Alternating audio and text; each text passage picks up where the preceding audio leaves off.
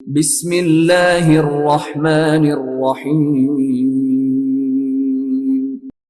Iqra बिस्मि रब्बिकल्लज़ी खलक़।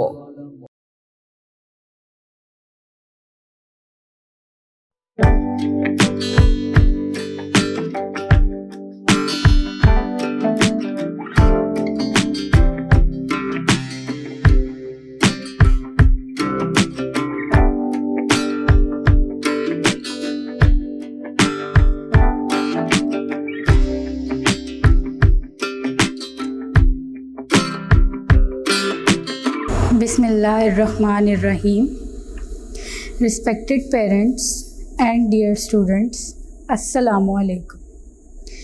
My dear students of class 4, now we are going to start work for day 1.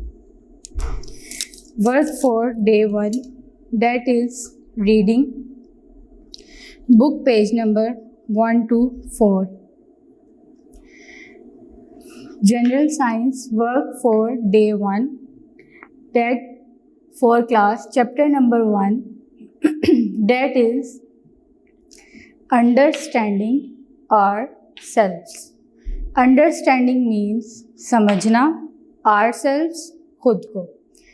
Chapter number 1 का है lesson हमारा जो है वो अंडरस्टैंडिंग ourselves. अंडरस्टैंडिंग ourselves खुद को समझना. तो अब हम स्टार्ट करते हैं. Introduction to human body. Human body यानी इंसानी जिस्म का तारुफ. अब इंसानी जिस्म के बारे में जो हमने पढ़ना है वो है ऑर्गन्स. क्या है? ऑर्गन्स. ऑर्गन्स कहते हैं अज़ा को. अब ऑर्गन्स की आगे से 2 टाइप्स हैं, इंटरनल ऑर्गन्स और external organs. Internal organs, internal का मतलब होता है अंदरूनी, ऑर्गन्स अज़ा. एक्सटर्नल ऑर्गन्स, एक्सटर्नल का मतलब होता है बैरूनी, ऑर्गन्स अज़ा. तो स्टार्ट करते हैं. इंटरनल ऑर्गन्स में आता है हार्ट यानी कि दिल, लंग्स फेफड़े, स्टमक मैदा, ब्रेन हमारा दिमाग. अब एक्सटर्नल ऑर्गन्स में जो चीज़ें आती हैं वो हैं आइज़ आँखें, ईयर्स कान, नोज़ नाक, ईटीसी. ईटीसी का मतलब होता है एटसेट्रा. एटसेट्रा मीन्स वगैरह. तो अब रीडिंग स्टार्ट करते हैं. बुक्स अपने सामने खोलिए, पेंसिल हाथ में रखिए और मुश्किल अल्फाज के मानी लिखते जाएं. तो रीडिंग स्टार्ट करते हैं. Chapter number 1, understanding ourselves. Understanding means समझना, आवरसेल्व्स खुद को. Our body has various parts just like a machine. These parts are called organs. Organs work together to make our body work. अब जैसे हमारे जिस्म के बहुत सारे हिस्से होते हैं, इसी तरह एक मशीन के बहुत सारे हिस्से होते हैं. जैसे कि आप अपनी किताबों में देख सकते हैं कि एक कार बनाई हुई है और उसके डिफरेंट पार्ट्स दिखाए गए हैं, जिनमें उन्होंने टायर दिखाया हुआ है, हेडलाइट दिखाई हुई है, विंड स्क्रीन सामने वाली जो स्क्रीन होती है वो दिखाई हुई है. जब ये मशीन के मुख्तलिफ हिस्से आपस में मिलते हैं तो ही मशीन काम करती है. इसी तरह हमारे जिस्म के जब ये हिस्से मिलते हैं जिन्हें हम ऑर्गन्स कहते हैं, ऑर्गन्स का मतलब होता है अज़ा, जब ये आपस में मिलते हैं तो ही हमारा जिस्म काम करता है. आगे देखिए. Whenever we look into our mirror we see many of our organs. जब भी हम खुद को शीशे में देखते हैं, व्हेन एवर का मतलब होता है जब भी. जब भी हम शीशे में खुद को देखते हैं तो हम अपने बहुत सारे अज़ा देख सकते हैं. अब उनमें कौन कौन से अज़ा हैं? जैसे कि आइज़ आँखें, ईयर्स कान, नोज़ नाक. These are called external organs. जैसा कि हमने इंट्रोडक्शन में पढ़ा एक्सटर्नल ऑर्गन्स के बारे में, बैरूनी अज़ा जो कि हम देख सकते हैं. The organs present inside our body are called internal organs. अब वो अज़ा जो हमारे जिस्म के अंदर मौजूद हैं उन्हें हम इंटरनल ऑर्गन्स कहते हैं। आगे नेक्स्ट पेज पे आइए, पेज नंबर 2। अब हमने एक्सटर्नल ऑर्गन्स को वन बाय वन डिस्कस करना है। सबसे पहले है आइज़। आइज़ मीन्स आँखें। The eyes make us see the world around us. We have a beautiful world around us which is full of colors such as green trees, blue sky, etc. या etc. ये जो आँखें हैं ये हमें दुनिया में बहुत सारी चीज़ों को देखने में मदद देती हैं। हम दुनिया की खूबसूरती को इससे देख सकते हैं, जैसा कि ग्रीन ट्रीज़, हम दरख्त देखते हैं, पौधे देखते हैं, आसमान देखते हैं।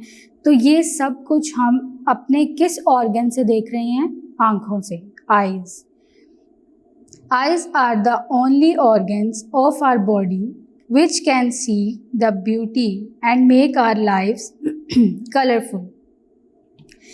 आँखें ही हमारे जिस्म का वो हिस्सा हैं जिससे हम खूबसूरती देख सकते हैं और अपने इर्द गिर्द रंगीनियाँ देख सकते हैं, कलरफुल चीज़ें देख सकते हैं।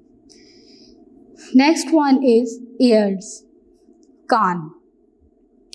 Eight the end of the school time when the bell rings we become happy and start packing our bags for going home. जब स्कूल का टाइम ख़त्म होता है और घंटी बजती है तो हम सब बहुत खुश होते हैं और अपना बैग पैक करते हैं घर जाने के लिए। Have you ever thought which part of your body makes you hear this sound? क्या आपने कभी ये सोचा है कि हमारे जिस्म का कौन सा हिस्सा है जिससे हम ये आवाज़ को सुन सकते हैं? It is the ears which receive the sounds from all around us and make us hear. ये हमारे कान ही हैं। जैसा कि अब मैं बोल रही हूँ तो आप मेरी आवाज़ को सुन रहे हैं, तो आपकी बॉडी का कौन सा ऑर्गन है जो इस टाइम पे मेरी आवाज़ सुन रहा है? तो वो हैं आपके कान।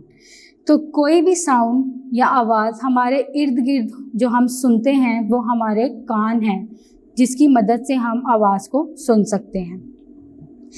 नेक्स्ट है teeth. Teeth is the plural of tooth. Tooth कहते हैं एक दांत को, टीथ ज़्यादा दांतों को, ज़्यादा तादाद में जो दांत हैं उसे हम टीथ कहते हैं। Teeth are very important part of our body. दांत जो हैं वो हमारे जिस्म का एक अहम हिस्सा है। We chew our food with the help of teeth. अब हम जो भी खुराक खाते हैं वो हम दांतों के ज़रिए ही चबाते हैं। च्यू का मतलब होता है चबाना। We have 2 sets of teeth in our lifetime. हमारे पास हमारी जितनी भी ज़िंदगी है उसमें हमारे पास 2 दांतों के सेट्स होते हैं। One is milk teeth and other is permanent teeth. जिनमें से पहला सेट जो है वो क्या कहलाता है? मिल्क टीथ यानी दूध के दांत, और दूसरा सेट है परमानेंट टीथ यानी कि मुस्तकिल तौर पे जो रहते हैं हमारे दांत। तो अब पढ़ते हैं मिल्क टीथ क्या है। Milk teeth, it is the first set of teeth which starts appearing at the age of 6 months। ये जो मिल्क टीथ हैं ये हमारे 6 मंथ के बाद, यानी अगर कोई बेबी है तो उसके 6 मंथ के बाद जो दांत आपको नज़र आ रहे होते हैं वो उसके दूध के दांत कहलाते हैं, यानी कि milk teeth. At the age of 3 years we usually have 20 teeth। फिर जब वो 3 साल का हो जाता है तो हमें उसके यानी टोटल उसके मुंह में जो दांत होते हैं 3 साल की उम्र में वो 20 होते हैं, जिन्हें हम दूध के दांत कहते हैं, मिल्क टीथ। आगे है permanent teeth. Milk teeth start falling from 5 to 6 years of age. They are replaced by permanent teeth which are 32 in numbers. अब मिल्क टीथ, उन्होंने कहा कि 3 साल तक बच्चे के जो दांत आते हैं वो उनकी तादाद जो है वो 20 है। उसके बाद 5 से 6 साल की उम्र में वो दांत गिरना शुरू हो जाते हैं। फॉलिंग का मतलब है यहाँ पर गिरना। वो गिरना शुरू हो जाते हैं और रिप्लेस्ड यानी तब्दील हो जाते हैं परमानेंट टीथ के अंदर, जो कि 32 इन नंबर्स। यानी कि जब आपके दांत 5-6 साल की उम्र में गिरते हैं तो जो दोबारा नए दांत आते हैं वो आपके परमानेंट टीथ होते हैं, जिनकी तादाद जो है वो है 32। आगे जो हमारा टॉपिक है नेक्स्ट इज बोन्स। बोन्स कहते हैं हड्डियों को। Bones make up the structure of our bodies. जो हड्डियां हैं वो हमारे जिस्म की साख्त बनाते हैं। स्ट्रक्चर का मतलब होता है साख्त। अब हमने इसके बारे में स्टडी करना है। फिर है जॉइंट्स। जॉइंट्स कहते हैं जोड़ को। The point where 2 bones meet. एक ऐसा पॉइंट जहाँ पर 2 हड्डियाँ आपस में मिल रही हैं उसे हम जोड़ कहते हैं। Then muscles. मसल्स कहते हैं पट्ठों को। Part of the body which contract, relax and causes movement. Muscles हमारे जिस्म का वो हिस्सा है जो कि सिकुड़ते भी हैं, वापस अपनी उस पोजीशन में भी आ जाते हैं और मूवमेंट में मदद देते हैं, यानी कि हरकत करने में। तो अब स्टार्ट करते हैं बोन्स। बुक पेज नंबर 3 पर देखिए bones. Bones make up the structure of our bodies. हड्डियाँ जो हैं वो हमारे जिस्म की साख्त यानी कि स्ट्रक्चर बनाती हैं। We all this structure the skeleton. हम उस स्ट्रक्चर को जो हड्डियों से मिलकर बना है उसे स्केलेटन कहते हैं। क्या कहते हैं? स्केलेटन। स्केलेटन का मतलब होता है ढांचा। जैसा कि आप अपनी फिगर 1.7 पर देख सकते हैं कि एक स्केलेटन बनाया हुआ है जो किससे मिलकर बना है? बोन से। An adult skeleton is made up of 206 bones. Adult का मतलब होता है जवान, बालिग। तो जो एडल्ट स्केलेटन है वो कितनी बोन से मिलकर बना है? 206 bones. The skeleton provides support to the body.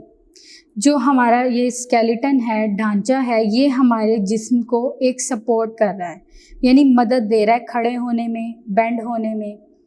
Bones give shape to the body. अब इन हड्डियों की वजह से ही हमारे जिस्म की एक शक्ल है।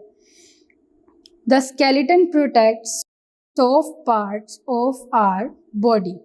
ये ढांचा जो है, जो स्केलेटन है, ये हमारे जिस्म के अंदर जो सॉफ्ट पार्ट्स हैं उन्हें प्रोटेक्ट कर रहा है। प्रोटेक्ट का मतलब होता है हिफाजत करना।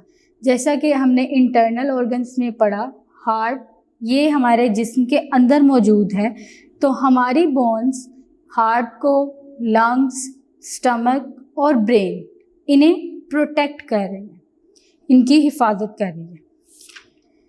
पेज नंबर 4 पर आइए। अब हमने पढ़ना है जॉइंट्स। जॉइंट्स कहते हैं जोड़ को। The point where 2 bones meet is called a joint. जहाँ पर 2 हड्डियाँ मिल रही हैं एक पॉइंट पर, उसे जॉइंट कहते हैं। जैसे कि आपकी फिंगर है, आपकी फिंगर जब बेंड होती है तो एक पॉइंट है जहाँ से ये बेंड हो रही है। ये 2 हड्डियाँ ही हैं जो एक पॉइंट पर जुड़ी हुई हैं, जिससे आपकी उंगली बेंड हो रही है। बेंड का मतलब है मुड़ रही है, आप उसे ऊपर नीचे मूव कर रहे हैं, तो वो जो एक पॉइंट से जुड़ी हुई है उसे जॉइंट कहते हैं। Joints help in movement. जोड़ हमें हरकत करने में मदद देते हैं। जैसा कि आप चल रहे हैं तो आपके जो यहाँ बैठे हुए हैं तो आप अपने घुटने को भी मूव कर सकते हैं। तो आपका जो घुटना है यानी कि नीज, वो मूव कर रही है एक जॉइंट की वजह से ही। 2 हड्डियाँ एक पॉइंट पे मिली हुई हैं जो कि आपको मूवमेंट के लिए मदद देती हैं। Some joints are fixed and do not move. कुछ जोड़ ऐसे होते हैं जो कि मूव नहीं कर सकते, जैसे कि हमारा स्कल कहते हैं खोपड़ी को, यानी जिसके अंदर हमारा दिमाग जो है वो महफूज है। स्कल खोपड़ी यानी कि ये बोन है जिसके अंदर हमारा ब्रेन मौजूद है और ये मूव नहीं करता। सम जॉइंट्स मूव अ लिटल, कुछ जोड़ जो हैं वो थोड़ा बहुत मूव करते हैं, जैसे कि हमारी स्पाइन कहते हैं रीढ़ की हड्डी को, backbone.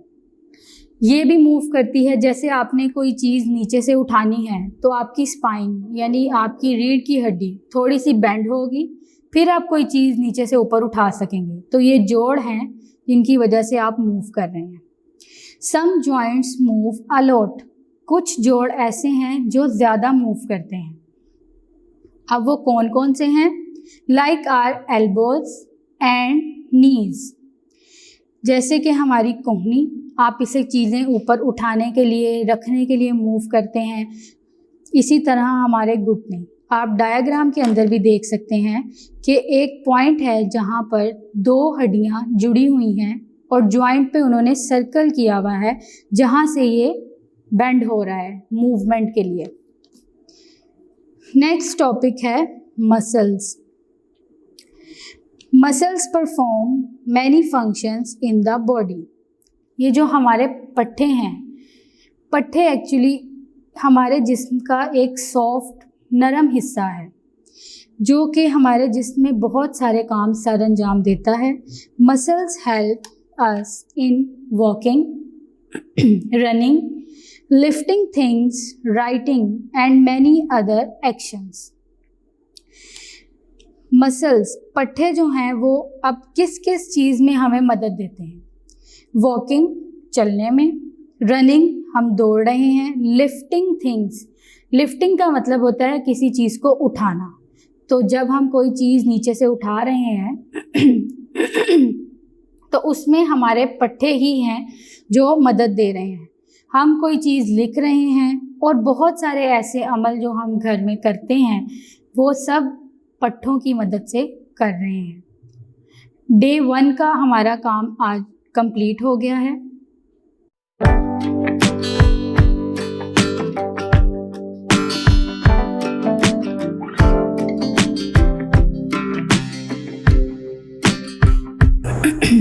Now we are going to start work for day 2, that is reading from book page number 5. Let's start reading. किताबें अपने सामने ही रखिए। पेज नंबर 5 पर जो आज हमने टॉपिक स्टार्ट करना है वो है movement of our body by muscles, कि हमारा जिस्म किस तरह हरकत करता है मसल्स की वजह से। फिर हमने जो टॉपिक स्टार्ट करना है नेक्स्ट वो है इंटरनल ऑर्गन्स। इंटरनल ऑर्गन्स अंदरूनी अज़ा, इनको डिटेल्ड पढ़ेंगे जिनमें हमने ब्रेन, हार्ट, स्टमक, लंग्स, इनके बारे में पढ़ना है। Then skin, it stops germs and dirt from getting into the body. Skin, then healthy body, सेहतमंद जिस्म। तो अब स्टार्ट करते हैं रीडिंग बुक पेज नंबर 5 पर movement of our body by muscles. Muscles can contract और रिलैक्स। जो पट्टे होते हैं वो सिकुड़ते भी हैं और वापस अपनी उसी हालत पर आ जाते हैं। A bone is attached to the muscles for movement. जैसा कि हमने प्रीवियस लेक्चर में पढ़ा था जॉइंट्स के बारे में, मसल्स का इंट्रोडक्शन पढ़ा था, उसमें हमने ये पढ़ा था कि बोन जो है वो अटैच होती है मसल के साथ, तभी मसल मूव कर सकता है, हरकत कर सकता है। Muscles can move a bone when they contract और रिलैक्स। पट्टे जो हैं वो मूव करते हैं बोन को, कोई चीज़ उठाने के लिए, रखने के लिए हमारे मसल जो हैं वो कॉन्ट्रैक्ट और रिलैक्स होते रहते हैं। Muscles contract when they get message from the brain. Muscles कब कॉन्ट्रैक्ट होते हैं? जब वो ब्रेन से मैसेज लेते हैं। फॉर एग्ज़ाम्पल, आपकी बुक में भी ये एग्ज़ाम्पल मौजूद है। If you want to pick up your book, the brain will send message to the muscles. जब आप कोई किताब पकड़ना चाहते हैं, जैसे कि मेज़ पर कोई किताब पड़ी है तो आप उसे उठाना चाहते हैं, तो ये मैसेज आपका ब्रेन से मसल तक जाएगा। उसके बाद आप उस किताब को उठाएंगे। जब आप उठाएंगे तो आपका ये मसल बाजू का कॉन्ट्रैक्ट होगा। उसके बाद आप वो किताब को पकड़ सकेंगे। On getting the message, the muscle contracts and pulls up the bone attached. Message मिलने के बाद आपका मसल कॉन्ट्रैक्ट होगा। आप फिर नीचे से किताब ऊपर को उठाएंगे। उठाने के बाद जब किताब आप पकड़ते हैं तो आपका मसल कॉन्ट्रैक्ट होता है। जब आप वापस उसे रखेंगे तो मसल रिलैक्स हो जाएगा। नेक्स्ट जो हमने टॉपिक स्टार्ट करना है इंटरनल ऑर्गन्स में से, वो है ब्रेन। ब्रेन, दिमाग। Brain is the control centre of our body. The brain commands our muscles when to move. जो हमारा दिमाग है वो हमारे जिस्म को कंट्रोल कर रहा है, यानी ब्रेन की वजह से ही हम हर काम कर सकते हैं। जैसे कि it makes us love and cry, हम हंस रहे हैं, रो रहे हैं। इसी तरह हम बहुत सारी नई चीज़ें सीखते हैं। तो ये इसमें जो हमारे जिस्म का हिस्सा काम कर रहा है वो है brain. It keeps on working even when we are asleep. ये तब भी काम कर रहा होता है जब हम सो रहे होते हैं। The brain receives different information from organs such as eyes, ears and nose. जो हमारा दिमाग है वो मुख्तलिफ मालूमात हमारे कुछ अज़ा से लेता है, जैसे कि हमारी आँखें हैं, नाक है, कान है। अब आपकी आँख में जैसे कोई चीज़ चली गई है, इरिटेशन हो रही है आपको, तो आप कैसे फ़ील कर रहे हैं? ब्रेन तक मैसेज जाएगा तो ही आप फील कर पाएंगे कि आपकी आँख के अंदर कोई इरिटेशन हो रही है या आपको तंगी हो रही है। इसी तरह जैसे कोई गर्म चीज़ है, आप उसे गलती से टच कर देते हैं, तो आपको कैसे पता चला कि वो गर्म चीज़ है? जब मैसेज आपके ब्रेन तक ब्रेन भेजेगा तभी आप फ़ौरन से अपनी उंगली या हाथ को पीछे कर लेंगे। ये ब्रेन ही है जो कंट्रोल कर रहा है आपके तमाम एक्शंस को। आगे है हार्ट। हार्ट कहते हैं दिल को। Sometimes we get hurt and get a cut, blood flows out and we need a bandage to stop the bleeding. Sometimes, बाज़-औक़ात ऐसा होता है कि आपके हाथ के ऊपर कोई कट लग गया है, ठीक है, और आपका खून जो है वो निकल रहा है, ब्लड फ्लोज आउट मतलब खून बह रहा है आपका, तो आप फ़ौरन उसे रोकने के लिए, उस ब्लीडिंग को, उस खून को रोकने के लिए कोई बैंडेज, पट्टी वगैरह करते हैं या बांध लेते हैं, ठीक है। तो उसमें the blood in our body is continuously circulating, continuously मुसलसल, सर्कुलेटिंग गर्दिश करता है। तो जो खून है वो हमारी जिस्म के अंदर मुसलसल गर्दिश करता रहता है। इसी वजह से जब आपके कट लगता है तो फ़ौरन ब्लीडिंग होना शुरू हो जाती है, क्योंकि ब्लड आपकी बॉडी में मुसलसल गर्दिश कर रहा है। It is a need of our body, ये हमारे जिस्म की ज़रूरत भी है। The flow of blood keeps us alive, जब हमारे जिस्म के अंदर खून ही नहीं होगा तो हम कैसे ज़िंदा रहेंगे? हमारे जिस्म के अंदर खून ही है जो मुसलसल गर्दिश कर रहा है, और उसमें कौन सा ऑर्गन है हमारा जो इसकी हेल्प कर रहा है? वो है heart. Heart is the organ which pumps the blood so that it circulates throughout our body. जो हमारा दिल है वो हमारे जिस्म का एक इंटरनल ऑर्गन है जो कि ब्लड को हमारे पूरे जिस्म में गर्दिश करवा रहा है। ऊपर से नीचे तक, यानी सर से लेकर पाँव तक हमारे जिस्म में जो खून की गर्दिश है उसको कौन कंट्रोल कर रहा है? वो है हार्ट, हमारा दिल। पेज नंबर 6 पर आइए, रीडिंग करते हैं स्टार्ट। स्टमक कहते हैं मैदे को। Have you ever thought where the food you eat goes in the body? क्या आपने कभी सोचा है कि जब आप खाना चबा रहे होते हैं तो चबाने के बाद आपका खाना कहाँ जाता है? It is well chewed by the teeth and is pushed into the stomach. जब आप खाना अच्छे से चबा लेते हैं तो वो खाना उसके बाद आपके मैदे में चला जाता है, स्टमक में चला जाता है। The stomach churns up the food, it breaks up the food into a sort of soup। जब खाना आपके मैदे में चला जाता है उसके बाद फूड वहाँ जाकर मुख्तलिफ हिस्सों में टूट जाती है। उसमें से जो चीज़ें हमारी बॉडी के लिए ज़रूरी हैं, जैसे कि प्रोटीन है वो आपको मीट से मिल जाएगी, वेजिटेबल्स हैं, ये सब चीज़ें जब हम खाते हैं तो उनमें से जो जो चीज़ें हमारे जिस्म के लिए ज़रूरी हैं वो हमें मिल जाती हैं, और जो बाकी रह जाता है वो वेस्ट, ज़ाया जो हो जाता है वो एक साइड पर हो जाता है। जो चीज़ें यानी हमें चाहिए हमारे जिस्म को, वो हमारे जिस्म के ही फंक्शंस में अब्जॉर्ब हो जाती है। आगे पढ़ते हैं लंग्स कहते हैं फेफड़ों को। जो आप सांस ले रहे हैं वो लंग्स की मदद से ही ले रहे हैं। We have 2 lungs in the right and left side of our chest। हमारे जो हैं वो 2 लंग्स हैं, यानी फेफड़े कितने हैं? 2। एक दाएं तरफ मौजूद है और एक बाएं तरफ मौजूद है। The lung on left is a little smaller than the lung on the right because it has to make room for our heart to fit in our chest।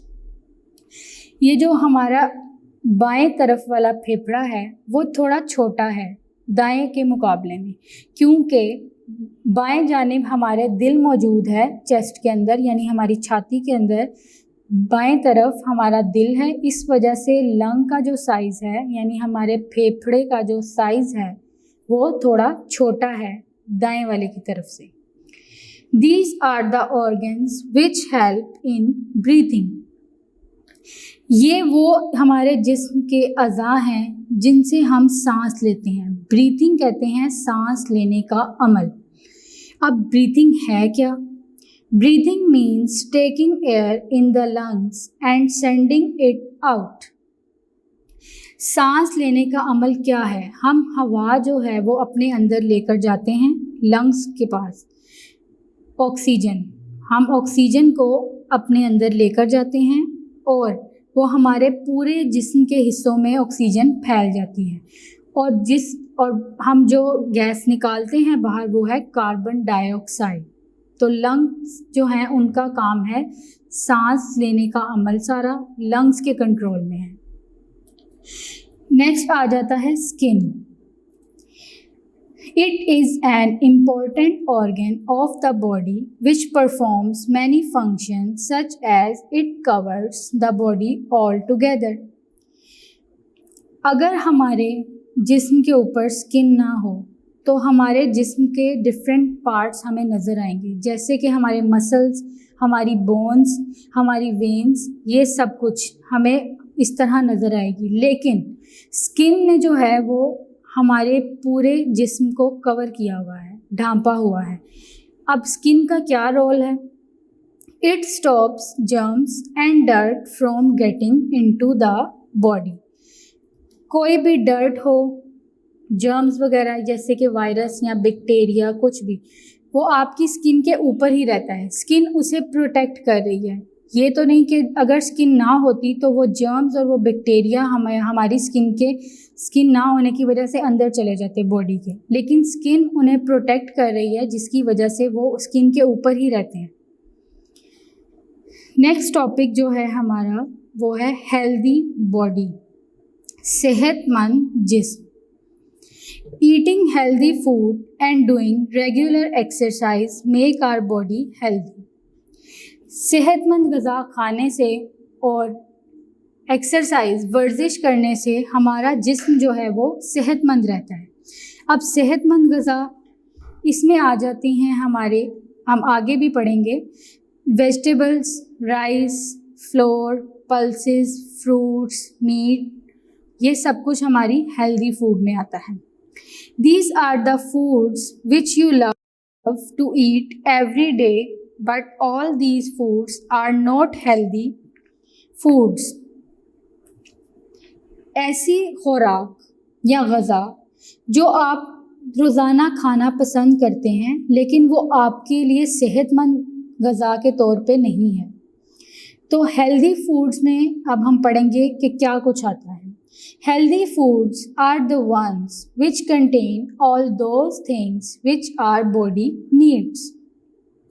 सेहतमंद ग़िज़ा वो है जिसमें हमारे जिस्म की तमाम ज़रूरत पूरी हो जाती है। जब हम सेहतमंद ग़िज़ा खाते हैं तो हमारे जिस्म को जो जो चीज़ों की जो जो मिनरल्स, न्यूट्रिएंट्स की ज़रूरत है वो सब हमारे जिस्म को मिल जाते हैं। This food helps in our growth and makes our body strong. ये खुराक हमें मदद देती है बढ़ने में, ग्रोथ, बढ़ना, नशोनुमा पाना, और हमारे जिस्म को मजबूत बनाती है।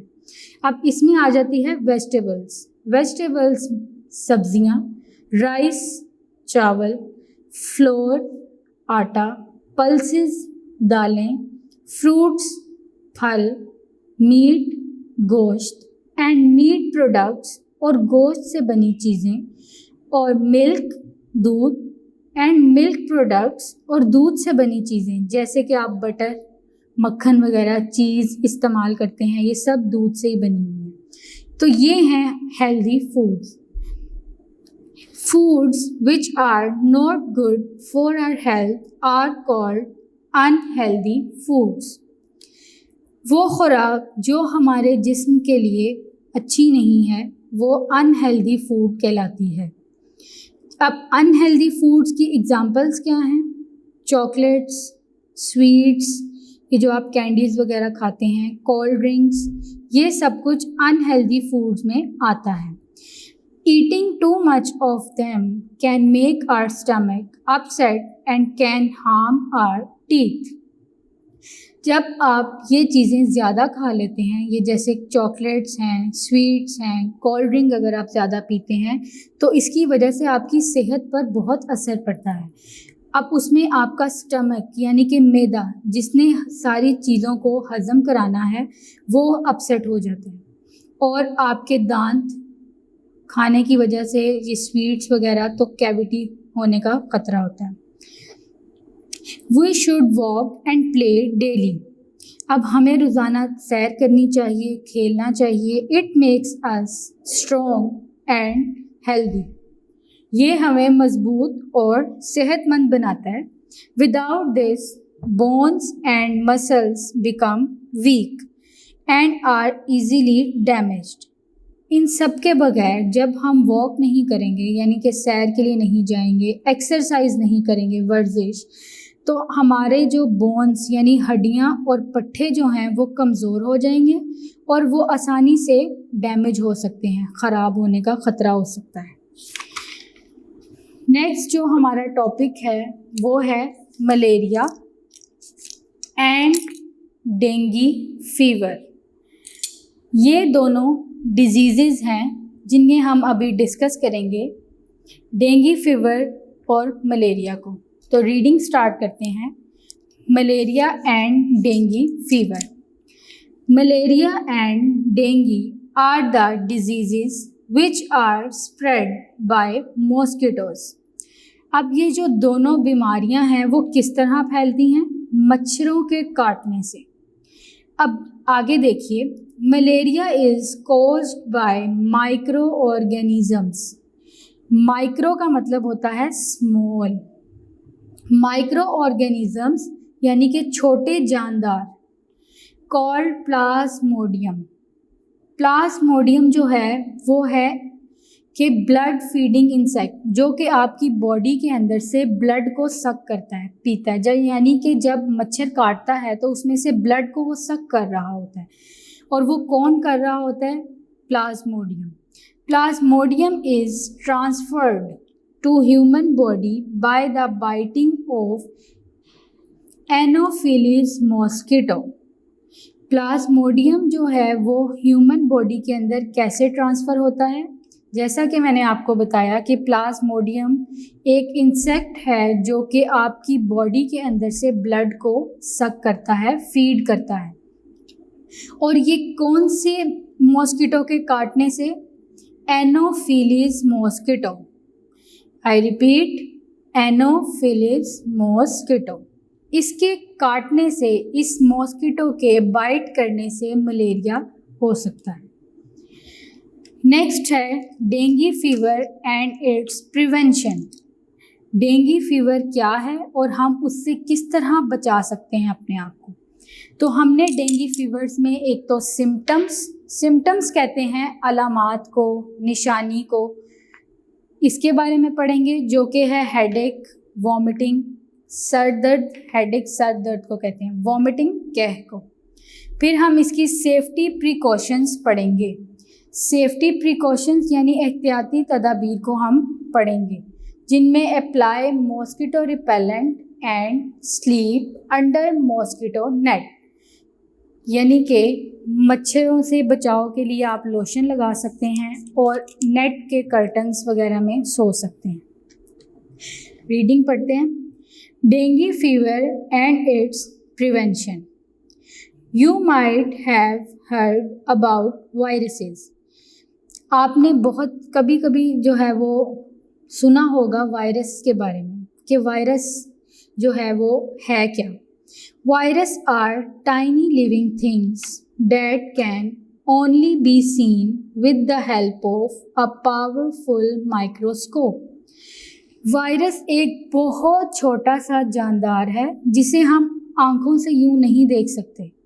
ये बहुत छोटा है, इससे देखने के लिए हम एक इंस्ट्रूमेंट यूज़ करते हैं, एक आला, जिसे हम माइक्रोस्कोप कहते हैं। माइक्रोस्कोप हम किस लिए इस्तेमाल करते हैं? बहुत छोटी चीज़ों को देखने के लिए, जो कि हम आंख से सिंपल नहीं देख सकते।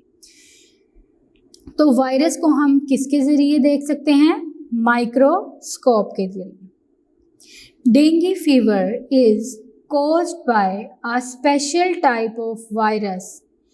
डेंगू फीवर जो है वो किस तरह होता है? वो एक स्पेशल वायरस है जो किस मच्छर के काटने से फैलता है? It is spread by aedes mosquitoes. ऊपर मलेरिया में हमने पढ़ा एनोफिलिस मॉस्किटो, डेंगू फीवर में एडीज मॉस्किटो। इसके काटने से, बाइट करने से डेंगू फीवर हो सकता है और डेंगू वायरस फैल सकता है। Which develop in the environment of standing clean water. जो कहाँ से पैदा होता है? जब आपके इर्द गिर्द माहौल में साफ़ पानी काफ़ी देर तक खड़ा रहता है, जैसे कि बारिशों का पानी है वो कुछ देर खड़ा रहे, इसी तरह आपके जो फ्लावर पॉट्स हैं, गमले वगैरह, उनके अंदर आप अगर रोज़ाना पानी डाल रहे हैं तो वो पानी भी खड़ा रहता है, ऊपर जमा हो जाता है। इसी तरह आपका जो वाटर कूलर है उसके अंदर पानी काफ़ी देर पड़ा रहे, अगर आप डेली बेसिस पे उसे चेंज नहीं कर रहे तो उसमें भी ये मच्छर पैदा हो जाता है। Aedes mosquito, which spreads dengue fever, has black and white stripes on its body। Aedes mosquito जो है वो फैलाता है डेंगू फीवर को, ठीक है। इसका जो बॉडी का स्ट्रक्चर है, बॉडी है, वो किस तरह की है? इसकी बॉडी के ऊपर आपको ब्लैक और वाइट स्ट्राइप्स कहते हैं धारी को, स्पॉट को, निशान कह लें आप, दाग, इसके जिस्म के ऊपर मौजूद हैं। जैसा कि आप डायग्राम फिगर 1.22 में देख रहे हैं कि मॉस्किटो के ऊपर आपको वाइट स्पॉट्स नज़र आ रहे हैं, स्ट्राइप्स नज़र आ रही हैं और ब्लैक, तो ये है aedes mosquito. This mosquito usually bites at dawn and dusk. ये जो मच्छर है ये आमतौर पर कब काटता है? डॉन का मतलब होता है सुबह और डस्क शाम, यानी एडिस मॉस्किटो कब बाइट करता है ज़्यादातर? वो सुबह में, डॉन और डस्क शाम में। Dengue fever, dengue virus is transferred to human body by the biting of aedes mosquito. जैसा कि हमने ऊपर पढ़ा कि डेंगू वायरस ह्यूमन बॉडी के अंदर कैसे ट्रांसफ़र होता है, तो आप ये फिगर में भी देख सकते हैं कि ह्यूमन बॉडी के ऊपर ये मॉस्किटो बाइट कर रहा है, जिसकी वजह से डेंगू वायरस ट्रांसफ़र हो रहा है, मुंतकिल हो रहा है आपके जिस्म के अंदर। The presence of dengue virus in the body of a person can be known by the symptoms of the disease and the blood test. अब आपको कैसे पता चलेगा एक पर्सन को कि उसके जिस्म के अंदर डेंगू वायरस ट्रांसफ़र हो चुका है? तो उसके लिए कुछ अलामात, जैसा कि मैंने आपको पहले बताया, सिम्टम्स ज़ाहिर होना शुरू हो जाएंगे, जिससे आप पता लगा सकते हैं कि डेंगू वायरस आपकी बॉडी में ट्रांसफ़र हो गया है। और दूसरा तरीका है इसका ब्लड टेस्ट। ब्लड टेस्ट के ज़रिए भी आप ये पता चला सकते हैं कि डेंगू वायरस आपकी बॉडी में ट्रांसफ़र हो चुका है। तो अब हमने जो स्टार्ट करना है वो है symptoms of dengue fever. Symptoms निशानी या कोई अलामात। अब सिम्टम्स में है severe headache and vomiting. Severe का मतलब होता है शदीद, हेडेक सर दर्द, वॉमिटिंग कह आना, high fever and pain in the back and joints, तेज़ बुखार हो जाना कमर में, यानी बैक कमर में दर्द होना और जोड़ों में तकलीफ, rash with red and black spots on body. Rash अक्सर आप देखते हैं कि जब आप ख़ारिश वगैरह करें तो आपके रैश यानी रेड स्पॉट्स आपकी बॉडी के ऊपर ज़ाहिर होना शुरू हो जाते हैं। लेकिन डेंगू फीवर के सिम्टम्स में है कि आपकी बॉडी के ऊपर छोटे छोटे रेड और ब्लैक स्पॉट्स ज़ाहिर होना शुरू हो जाते हैं। पेन बिहाइंड द आइज़, आपकी आँखों के पीछे, बिहाइंड पीछे, दर्द होना शुरू हो जाता है। पेज नंबर 9 पर आइए। Usually bleeding from nose and gums, और अक्सर ऐसा होता है कि आपके नाक से खून बह रहा होता है और आपके गम्स कहते हैं मसूड़ों को। अब हमने जो पढ़ना है सेफ्टी प्रिकॉशंस, अब हम किस तरह एहतियात कर सकते हैं। तो पॉइंट 1 है apply mosquito repellent lotion on your exposed body parts when you are going out. Mosquito repellent का मतलब होता है किसी चीज़ को दूर करना। अब आपने जब कहीं बाहर जाना होता है तो आपके जिस्म के जौन से हिस्से नज़र आ रहे हैं, जैसे कि आपके हाथ हैं, आपके बाजू हैं, आपके पाँव हैं, ठीक है, तो ये हिस्से एक्सपोज्ड बॉडी पार्ट्स कहलाते हैं, जो कि हमें ज़ाहिर हो रहे होते हैं। इन पर आप मॉस्किटो रिपेलेंट लोशन लगाकर फिर कहीं बाहर जाएं। स्लीप अंडर मॉस्किटो नेट, जैसा कि आप फिगर 1.23 में देख सकते हैं कि एक आदमी जो कि डेंगू वायरस का शिकार है, वो एक नेट के अंदर कवर है, जिसकी वजह से अब उसे मज़ीद जो है वो मॉस्किटो का ख़तरा नहीं है अंदर आने का। Where dress that covers maximum parts of your body, ऐसे कपड़े पहनिए जिससे आपके जिस्म के मैक्सिमम यानी ज़्यादातर हिस्से कवर हों। जैसे आप बाहर जा रहे हैं तो आप फुल स्लीव्स पहनें, हाथों में ग्लव्स पहन लीजिए। Keep doors and Windows screened and closed specially in the morning and in the evening, अपने दरवाजे और खिड़कियां जो हैं उन्हें कवर रखिए, बंद कर दीजिए, ख़ास तौर पर सुबह और शाम में। If anyone in your family shows symptoms of dengue fever, immediately contact some doctor or a nearby hospital. अगर आपकी फैमिली में से किसी को भी डेंगू फीवर की अलामात, जैसा कि हमने पीछे पढ़ी हैं, वो ज़ाहिर होती हैं, तो आप फ़ौरन किसी डॉक्टर या करीबी अस्पताल में चेकअप कराएं। अब कुछ बातें हैं जो कि आपने याद रखनी हैं डेंगू फीवर में ही।